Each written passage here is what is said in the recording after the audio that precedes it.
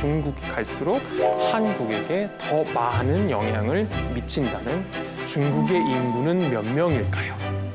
많은 나라가 교육을 하고 시장 자본주의 체제로 바꾸면서 중국 경제는 엄청나게 성공을 하고 발전을 했습니다. 미국과 이제 떠오르는 이 중국 같은 경우에는 글로벌 제국이라고 표현을 할 수가 있어요.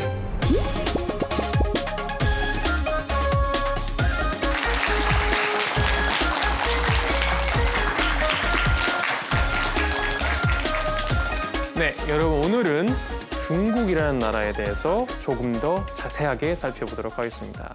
자, 여러분 요즘에 TV와 그다음에 인터넷 같은 거 보면 중국에 대한 기사가 엄청나게 많이 뜨죠, 그렇죠? 예, 중국 관광객들이 정말 많습니다. 이쪽 저쪽에 한국의 거리에 여러 군데를 가다 보면 많은 중국인들을 만날 수가 있어요.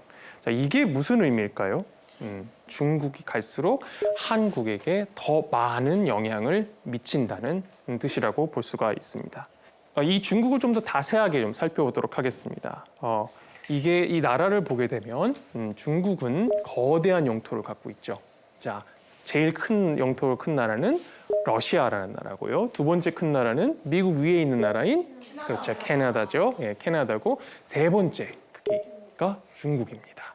자, 중국이 얼마나 크냐 하면 한국, 우리 대한민국의 영토의 몇 배 정도가 될까요?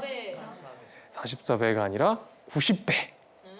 왜냐하면 북한과 한국을 합해서 북한도 법적으로는 우리의 영토고 그렇기 때문에 합하면은 44배 정도가 되는 거죠. 엄청나게 큰 나라입니다.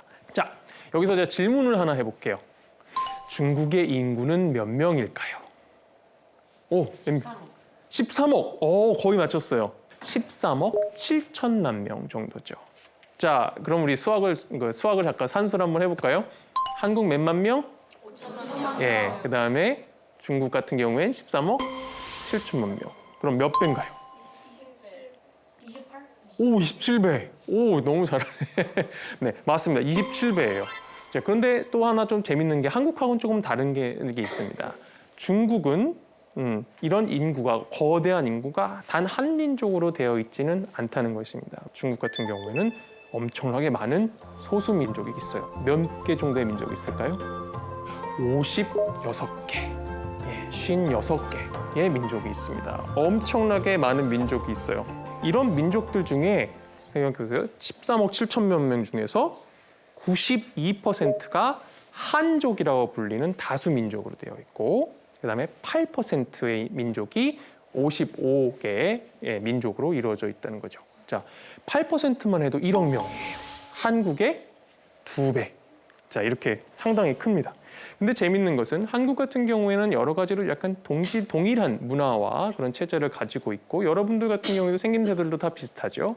근데 중국 같은 경우에는 이런 민족들이 너무나 많기 때문에 문화도 다양하고 여러 가지 경제적인 지위라든지 정치적인 지위 같은 것이 정말 다 다릅니다. 자, 특히 티벳이라는 지역하고 신장이라는 지역이 있어요.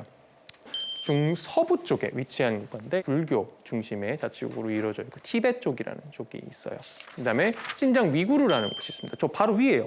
네, 신장 위구르인데 여기는 이슬람 민족들이 많이 있습니다. 자, 또 중요한 것은 이런 티벳이라든 신장이라는 것은 중국어, 부통화, 보통어라고 하는 그런 언어를 같이 사용을 하고 있지만 공용어로 사용하고 있지만 자기들의 고유의 언어가 있다는 거예요.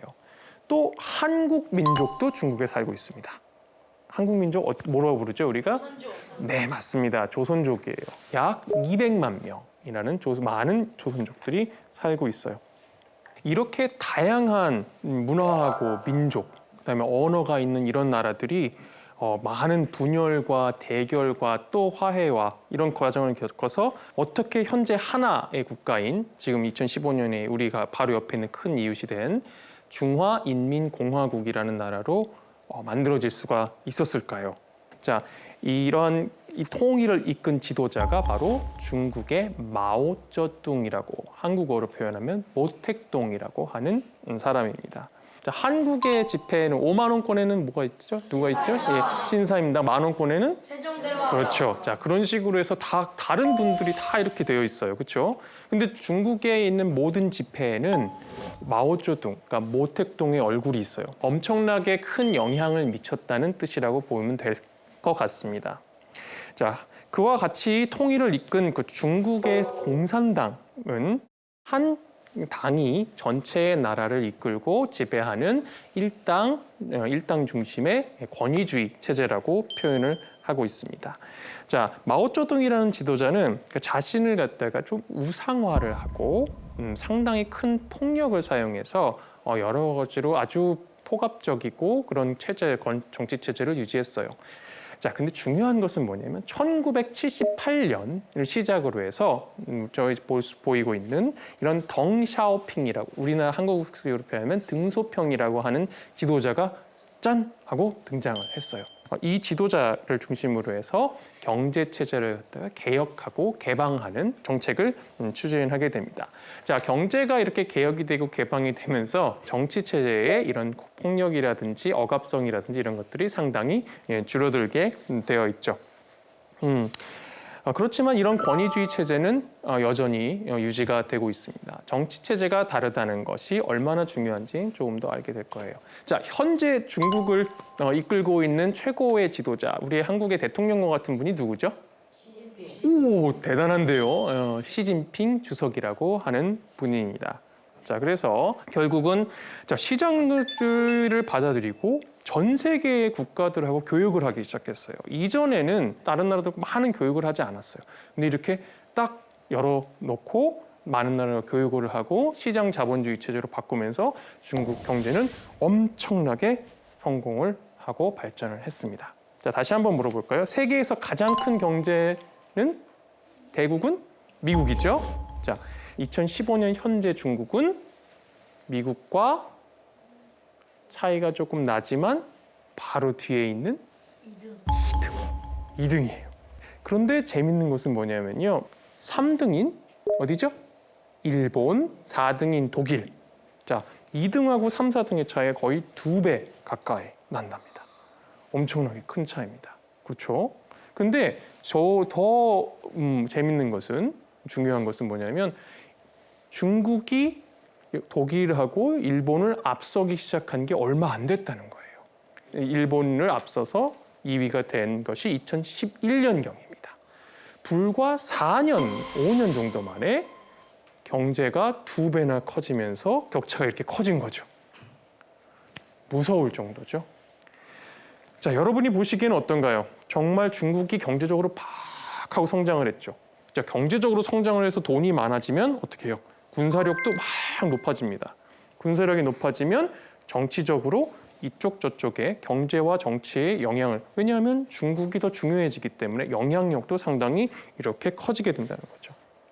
자, 이렇게 중국이 싹 올라와서 이렇게 화면에서 보는 것처럼 미국이라는 글로벌 제국과 거의 동등하거나 도전을 할 수 있을 만큼의 큰 제국이 되면은 이 큰 두 나라가 여러 가지로 협력도 하지만 충돌을 할 가능성이 많습니다. 중국은 자기 자신이 원하는 경제적인 질서와 정치적인 질서, 그다음에 문화적인 질서를 다시 한번 자기가 만들고 싶기 때문이죠.